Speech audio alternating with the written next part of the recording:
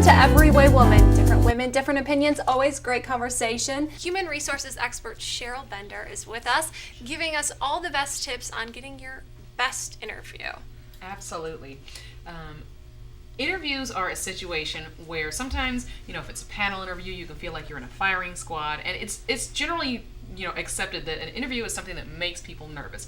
But I think if you do a little bit of preparation, it'll actually be a lot easier to navigate your way through the interview. Okay, what do you mean prepping for an interview? I was thinking of making cookies and Okay, smart. True story. I did that once because I actually wanted to just show them about my supplement experience starting my own business, and so I did bring them cookies.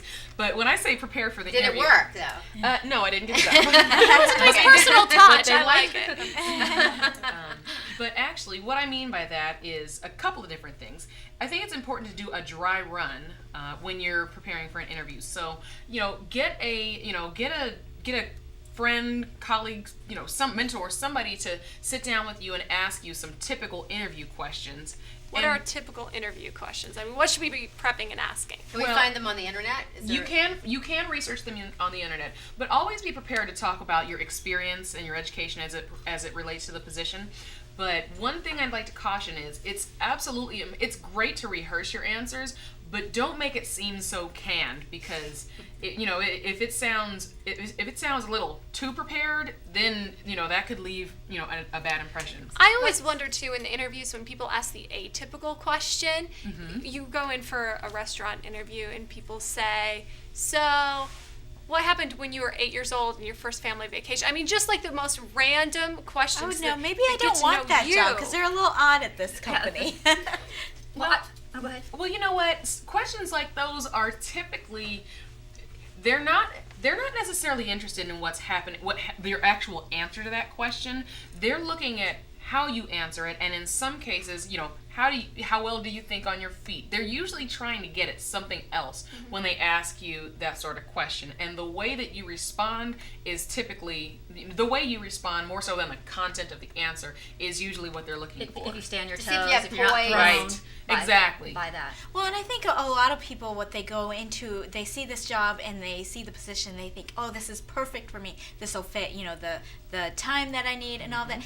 So they explain their answers that way of why the job would be perfect for them. Exactly. Versus thinking, why would you be perfect for this company? Exactly. That's a good point. That's something that a lot of people don't really take into account, because the fact of the matter is, any employer who is filling a position, they're doing it to fill their needs. They're doing it to meet their goals. And, if it meets yours as well, that's lovely, that's all fine and good, but that's not the reason they're doing it. So if you come to an employer with a perspective of, here is what I can do for you, and of course, being able to speak to that means you will have done some research. I was just going to ask you, is it beneficial, obviously, to do the research of the company, and then would you want to ask them a couple of very short, brief questions to show your interest on, where is the company going? Absolutely. You always want to do your research on a company, because in some cases, I can say, I have asked a candidate a question, tell us what you know about us. And if they don't know anything, or if they just know some really general basic stuff that wouldn't require any research, then it lets me know that they haven't, really prepared for the interview the way that they should. And if they've given you an answer, is it okay for them to say, have I answered your question? Absolutely. You know what? That's one of the things, I'm glad you said that. When people are in interviews, they feel like, a lot of times they'll feel like the interviewer has all the power, and it's very responsible actually to ask if you've answered the question.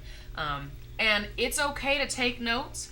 It's okay to ask questions of them, because a lot of times, sometimes, especially if you're in interviewing for a high-level position, they'll ask questions that have multiple parts. Well, if you don't hear all of those parts, or if you don't remember all of those parts, then your answer can get off track quickly. So it's absolutely perfect to go back and say, you know what, can you repeat that question, or can you repeat the next part of that?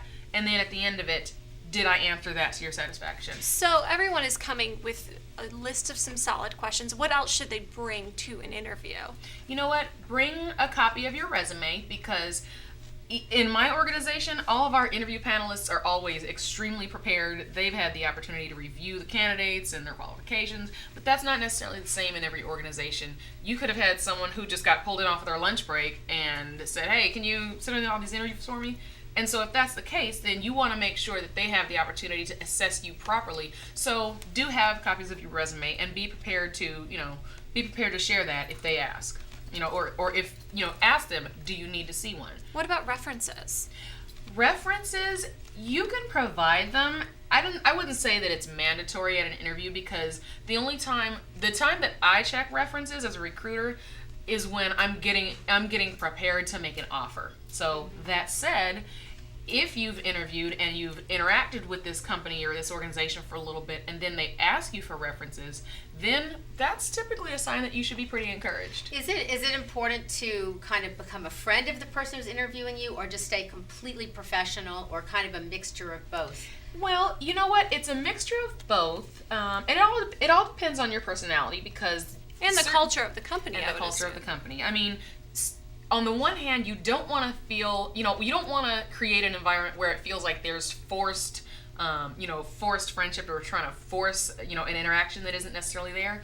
But that said, if a situation calls for it and, there's room for a little joke or you make a funny or something, if that's already in your personality, then that's going to go a long way to put a lot of people I always at like to ease. find something I relate to a person about, whether it's, some place we've been or something they're wearing. Absolutely. Speaking or some of that, research you did on that person and you find out something about Exactly. them. Absolutely. And you know what? It is a good way to make a connection that isn't artificial. So yeah, that is helpful. So I like the way the company has done this, or I like, Right. give some examples of what the Exactly. company has done and some of their successes. Yeah. Thank you so much for these great tips on Absolutely. helping us prepare and interview for the best. We wish you all the best, and we wish you all the best in the job hunt, keeping it together here on Every Way Woman. Here's Every Way Woman. From mommyhood to Hollywood, welcome back, Michelle Rivera. Thank you. So you've always got the best goods on everything Hollywood. What's going on? Well, of course, we have to start talking about Kate Middleton. We have a royal baby on the way, so everybody's very excited about that. And you know that everybody wants to dress Kate in her maternity wear. But it is actually, sources are saying that she's kind of interested in working with Victoria Beckham, who she feels is a style icon, which she is. I know. I want to look like Victoria Beckham. Yeah. When she was pregnant. Yes. She was a goddess. She was. How does she wear those heels? I don't know. Right now I'm wearing some, but I couldn't do it all the time. I walked into the studio with Uggs, so. Without a doubt, though, Kate Middleton will look fantastic. Yes. If Victoria Beckham's behind it. Yeah. I don't think no matter who dresses her, she's going to look great. So but she's very picky. Kate is known for what they call the Duchess effect. So whatever she wears pretty much instantly becomes coveted by everyone. It does. So she really admires Victoria Beckham because, first of all, she thinks she's a great mom. She doesn't know how she balances all the pressures of being in the limelight with being so involved with her children and She's always got a looking full staff. and always That's looking how. and Yeah, always I think looking that so helps. put together. Yeah, I think that she helps. really admires her style. Yeah. And also, it doesn't hurt that her husband Prince William is a huge fan of David Beckham. So yeah, I'm a fan of his also. So people are saying that they're going to have some royal get-togethers, luncheons, and things, and discuss parenting and what kind of style she wants to go with. I'm excited to see who dresses the baby. Oh, That's gonna be yeah. gorgeous. Every designer is going to be sending her cute little baby Dior, outfit. and Yes. Chanel. Exactly. What I like about the prince and princess is they're really kind of down to earth, even for being royalty. That's why I think people I relate love to that. them. I mean, you do you catch think her is just down to a earth? lot A lot of that Prince and started with Diana too. Yes. She really set the tone for that when she came into the palace, and I think that started many years ago, and now I think it's continuing. I think it's a great. Here's a funny rumor that it's a little off topic, but Kim Kardashian was everything? well, she wants to get into everything. She actually supposedly sent Kate some outfits from her Kardashian line. Is that right? Oh Yes. my goodness. Honestly, And though, it's great because she's a mommy too. Well, this was It before. translates. This was before she was. Well, she confirmed the with pregnancy. Oh, okay. But she sent her some outfits, and rumor has it that Kate sent them back. Oh no! Really? Yeah, but Kim Kardashian's been dying to get in with the royals, supposedly. So, yeah, but speaking of Kim, as we all know, Yes. Kanye and Kim Kardashian, they have a baby on the way. I just want. Do you think they're going to name their baby a K name? What do you think?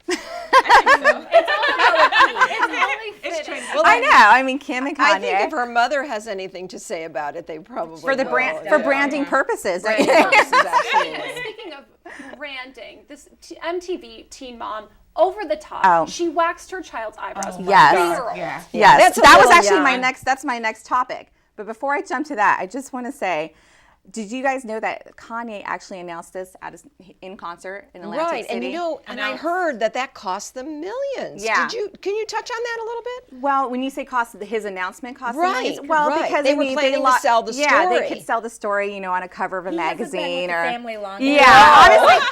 obviously he didn't talk to the momager about that way. I'm glad he did it in a personal moment. That it didn't cost them anything, and they didn't profit off Right. the great news and blessing. That of But was- their it. whole That empire was- is off profit. You know what? Everybody was excited. They started tweeting about it, the mom, the sister. So I think they were okay that he announced it. But yeah, it did cost them millions. It cost would have them been a lot. a huge thing for them to announce it Right. on a cover Well, magazine. I'm sure but- they'll sell pictures of their baby Oh anyway. yeah, it's not over. Yes. So it doesn't. Oh yeah. But I heard But- they're actually not going to be filming the baby. And Yeah, Ryan is she Seacrest having a says change of heart? Ryan Seacrest says that they kind of want to keep it more personal, A little more But I quiet. think after the fiasco of her fairy tale wedding, Yeah. she wants to be a little bit more private this time. So- But I want to get back to what you were saying about MTV. Okay, so Farrah Abraham. She was on the original Teen Mom. She just recently waxed her 3-year-old's eyebrows, claiming that her 3-year-old had a unibrow, and people were making comments about it. She wanted to avoid the bullying. Right. Yeah. But I don't know. For a baby to get their eyebrows waxed that young, I think it would start creating just complexes at an Yes. early age. At a You ve- know? well, and not to mention health-wise, dermatologists say you shouldn't even wax until you're 7. Yeah, anyway. 7 or 8 years old. Yeah, it's a really high risk of getting burned. And Really. Honestly, though, there's a part of me that I can understand. Right, and I had think a she- little baby who had Right. he had a little bit of a skin rash, and I was picking away at it, and my husband was Right. like, "Don't touch would him." you But have I But- do think she makeup? she meant well. I don't think she meant to do harm or to cause a problem. I don't think there was I think any- she tried yeah. to do the right thing, and it kind of backfired There was a no little bit. malicious intent behind No. it, but she's just But I setting think up the there's- cycle. but I yeah. think there's Right. alternatives to, Yes. instilling And confidence also- in your child. And also, use the she's cold had wax? she's had a lot of cosmetic surgery, and a lot of people feel like she's putting her insecurities and body image issues on her 3-year-old daughter. Well- So it's become an issue with her fans and people. You know. We'll see. There's a lot of interesting celebrity mommies going on, and I'm so excited to see what happens with your baby. I'm not a celebrity, but I am going to be a mommy again I'm so excited. in my last trimester, so very soon. Stay tuned for more news and keeping up with Michelle and her new little one right here.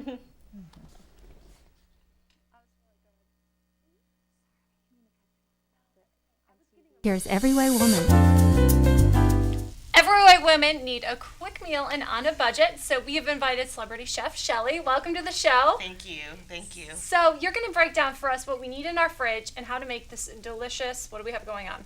Well, we have a tilapia po' boy that we're making today, along with a sweet potato fry. And how long is this going to take me to make? 7 minutes. 7 Absolutely minutes. 7 minutes. So it's nice and quick. Yes. You can prep it ahead of time, which Yes. is really great. So if you're, pressed for time, you can not do it a the day whole lot before. of prep necessary. Okay. Just maybe the vegetables. We have tomatoes and we have red onion. It's Okay. a very simple sandwich. So what we're gonna do is I'm gonna show you how we make the tilapia here.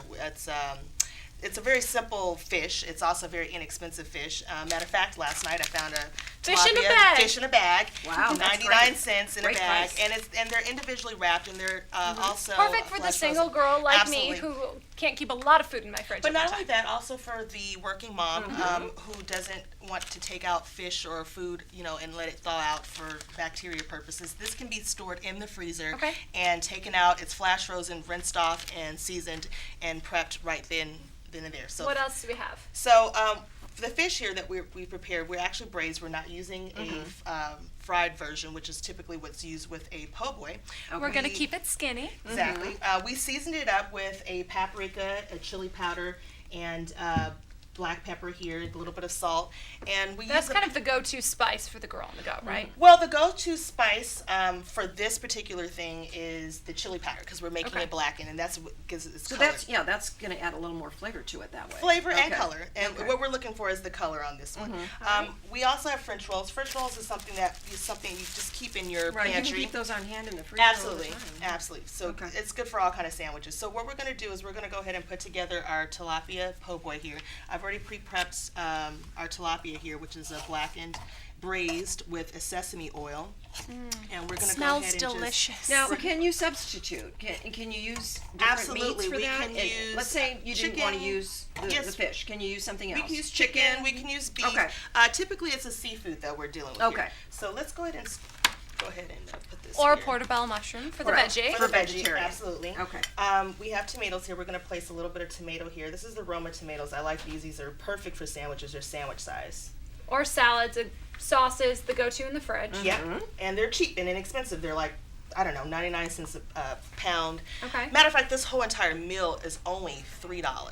$3. That's $3 very per affordable. person. That Very is affordable. genius because I am the queen of lean cuisine, and that's $3 in frozen, and I Right. know it's not good for And you. this is better because it's healthier being fresh. Absolutely. What we have here is our coleslaw. We have a sweet potato wasabi coleslaw. And what we did was we used sweet potatoes, and it's fresh sweet potatoes. This is a superfood, so we want to make sure we include as many of those, healthy items in our meal. So And I Gives think you that's the good too. vitamins, You know, if you're keeps off the cooking weight. for kids too, you want to make it nutritious. right, you want to make it nutritious, but Right. you kind of want to sneak it in there. It's Right. a sneak-in food. Because kids don't like too much. Absolutely. I used a wasabi. It gives it a little punch. It gives it that nice Oh, little punch. okay. And you can buy this in your local store already prepared in a paste. Okay. And just add a little mayo and a little pepper, and you just So you just up mix here. that up. Mix it and up. You mix it and all add up, it in? and then we Okay. just add it right on top of our poi poi. This is kind of like our sandwich spread. So instead of putting using- lettuce or just plain lettuce, you've got a little bit of a You have your mixture. sweetness of Okay. your sweet potato. You have your coleslaw.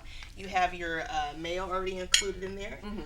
It gives it a lot of flavor. We're going to add a little bit of onion on this just to give it a little bit You more were right, flavor to that. Shelly. We do need smell-o-vision Ah, here. smell-o-vision, This smells right? so It good. smells incredible. And the colors are fantastic, and I always say I hate to eat beige, so this looks like a healthy meal, and I could even Can you put show it it? with Yeah. lettuce instead of the bread. Absolutely. Now, I also pre-prepped our potatoes here. We And how did fried you those. make these? What we did was we just thinly sliced our sweet potatoes. Again, Okay. I'm going back to our superfood. Yeah. Okay. And we just used a little olive oil, and we went ahead So that's and easy and prep too? caramelized Where it. did Absolutely. you come up with this idea? You know what? I actually am originated from a southern style of cooking, and southern. This is a southern dish, the po' boy sandwich, which originates from the South. And so I kind of put a twist on it because I wanted something healthy for my family. Right. So I went ahead and did a braised version, and it also has a little mix of my culture because I'm part Asian and black. Okay. So there's a little Asian sesame oil to it. And classically trained. Absolutely, it's a Cordon comfort bleu. food. It's a comfort food. This is something that your kids would definitely want to eat because they recognize it. And we shouldn't shy away from that. We should treat ourselves to something good and warm. And I think it's comforting. important because, if you're serving a whole family, everybody, likes it together. Right. You can serve one meal and, everybody And will it doesn't enjoy have to be a mac and cheese or Right, something right, just exactly. quick and indulgent. This is Well, actually comfort delicious. food is anything that makes you feel warm and fuzzy and things that you remember back in the day growing up. So this is something I remember as a quick fix. This is something we threw together, leftovers as far as fish, and now we put a spin on it, and it's a meal for our dinner. Meal for your dinner. What inspired you? Why the chef? I'm going to taste this, by the way. Well, you know what? My father actually was a chef, a renowned chef, and do you want to taste? I do. Please dig in. If you can, maybe give us a Yeah, little. he was a chef going for this. for the river boats, and he inspired me, and I decided to follow along I'm in just his going for it. footsteps. In the riverboats? Yes, down in Really? Mississippi. Yeah. So this has a southern spin, southern Well, the and sweet potatoes are really good, and I think this is great for kids because, you're always looking for sweet. ways to get it's kids sweet, to and eat. it's also very nutritious. So Very good. I'm a big fan of the I read in the magazines it helps you lose the water weight. it does. It's also very good for your skin. So. Must be why you look so Oh, fantastic. thank you. From the South, the river boats, cordon bleu. I'm so excited to have you on the show. Thank you for. Thank you so much for Thank having you for me. sharing this Yeah. great recipe Thank that we you. can all now take home Thank and you very try it much. out. It's great. Where can we find more of your recipes? Actually, I am online, comfortablecuisines.yolasite.com. Okay. I'm also on Facebook. You can find me there. I have a wonderful foodies group, our urban foodies group. We share a bunch of different recipes, and we invite everyone to join Urban Foodies. And we'd love to invite you back here for more recipes, wonderful. more Absolutely. delicious I would love to. Yeah. I would love Very to. nice. Love to. Very Stay much so. tuned. You can find more information on Chef Shelly at everywaywoman.com as well. We'll be right back. Here's Everyway Woman. Everyway Woman has the spotlight on Katie Kiewit. Welcome to the show. Thank you for having me. So first of all, Katie, I want to say you have an amazing voice. I heard two. Thank you. You're welcome. I heard two of your songs, "Orphans of God" and "Holy is the Lord." I just want to ask you what inspired you to either write or choose "Orphans of God." It really, really resonated with me. I didn't actually write them. They're both cover songs. Oh. I specifically chose "Orphan of God" because I really feel that there's a I'm sorry, I don't know what to say. No, it's okay. It spoke to you. Yeah. And that just says so much about who you are as an artist and a gospel singer and as a woman who is hands-on in her charity. I know Holli was really interested in that as well. Absolutely. Your charity concerts, the benefits that you've done for families in Africa, that was just so inspiring, and what a great gift to be able to give people all over the world. So that's fantastic. What was it like to just go to Africa and be so hands-on and so involved in these donations? I actually got the opportunity to go up country and travel, and it took 8 hours to drive all the way up there, and it was like some of these kids have never seen a white person, some of them have never seen them with red hair, so it was really exciting to see just how they responded to even just seeing me, and then meeting me in person, like they were really timid and shy and kind of taken back that somebody would come all this way to see them, and the fact that I was able to raise funds to specifically go there and hand them cash because they were in such an immediate need. I mean, these were people that were living in shacks with, sticks. Now, were you able to sing for them too? Did you have No, not as a concert or anything, but I was able to just hand them cash and help their immediate needs. All the funds that you raised. Well, thank you for having such a generous heart for being here today, and we're so excited that you're here to sing for us today. So Thank you. please, we'd like to introduce your song. Okay. This is called "Orphans of God." Oh.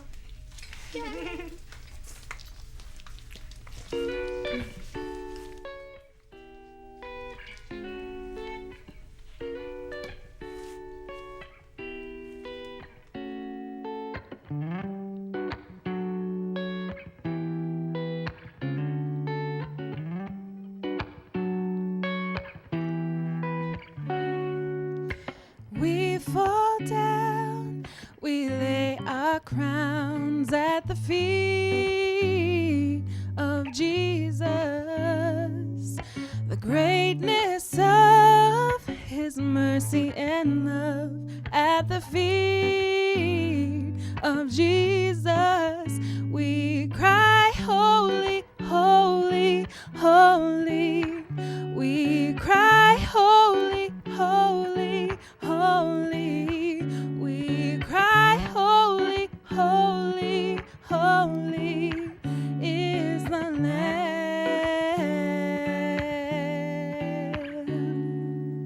And we fall down, we lay our crowns at the feet of Jesus. The greatness of his mercy and love at the feet of Jesus. We cry, holy, holy, holy. We cry, holy, holy, holy. We cry, holy, holy, holy is the Lamb.